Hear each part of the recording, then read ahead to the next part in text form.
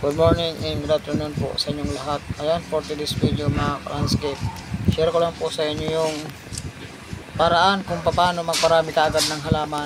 Ayan, yung halaman na po yan, Japanese spruce po yan. Bali, tinusok ko lang po sa floral foam at pinalot ng cellophane o plastic. Bali, yung pawis po niya ng plastic na yan, yan po yung kusa magdidilig sa floral foam ng bab. Ayan, kaya di na po natin kailangan diligin kasi yung pawis na yan ng plastic na yan, yan po yung kusang nagbabasa sa floral foam, kaya mabilis po yan magkaugat. Ayan, ganyan po yung diskarte niyan at technique kung paano parami kaagad ng halaman. Napaka basic lang po yan. Ayan, sana mayroon po kayong matutunan sa mga ina-upload ko sa araw-araw kung paano magparami ng halaman. Ayan mga kalandscape.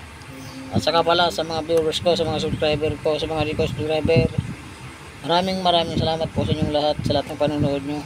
Ayan, kahit paano sana mayroon po kayong matutunan sa mga ina-upload ko sa araw-araw.